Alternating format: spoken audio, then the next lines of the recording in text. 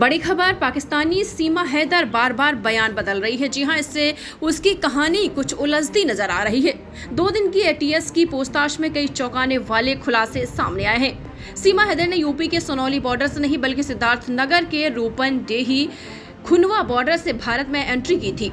यही नहीं, सीमा की सचिन से पहली बार बात 2020 में हुई थी, जबकि सीमा ने पहले 2019 में बात होने की बात बताई थी।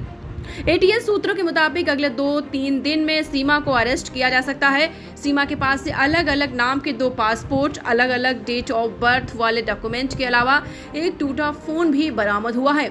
छानबीन में सामने आया है कि सीमा ने अपने पाकिस्तान की सिम भी तोड़कर फेंक दी, सिम का डेटा भी डिलीट कर दिया। भारत आने के रास्ते में उसने शारजाह और काठमांडू में भी सिम खरीदे।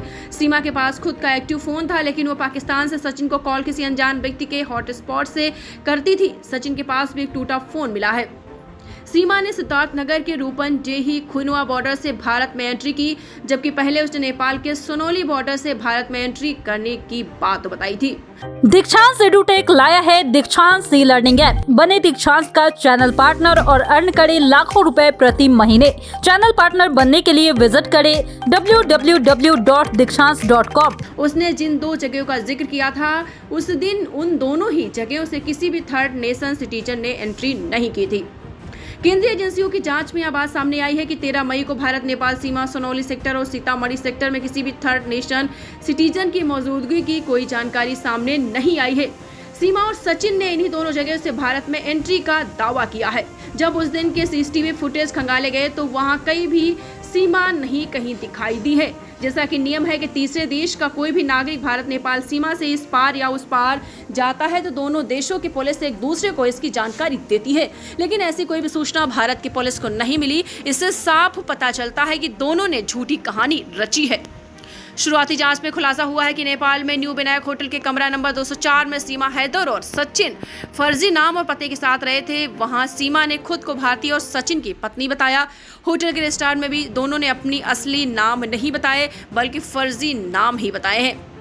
सीमा सचिन ने फर्जी नाम से होटल में स्टे क्यों किया, यह भी पता लगाया जा सकता है कि कहीं सीमा के कहने या उसके दबाव में तो सचिन ने ऐसा नहीं किया। अगर ऐसा किया है तो इसके पीछे की वजह क्या है, जांच एजेंसियों के लिए यह बड़ा सवाल बना हुआ है। अब तो ये आने वाला वक्त ही बताएगा कि आखिर जांच में क्या क्लियर होता है।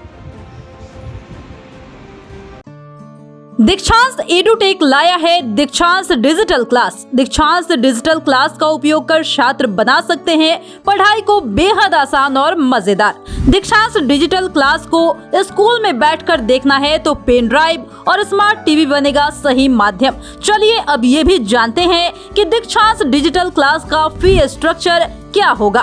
नर्सरी से लेकर यूकेजी के लिए 7,000, नर्सरी से लेकर दूसरी कक्षा के लिए 12,000, नर्सरी से लेकर 5वीं तक के लिए 18,000, नर्सरी से लेकर 8वीं तक के लिए 24,000, नर्सरी से लेकर 10वीं तक के लिए 30,000। अगर आपको डेमो करना है तो उसके लिए आप दीक्षांत डिजिटल क्लास के यूट्यूब चैनल को विजिट कर सकते हैं। हमारे यूट्यूब चैनल को सब्सक्राइब और फेसबुक पेज को लाइक करना ना भूले। धन्यवाद।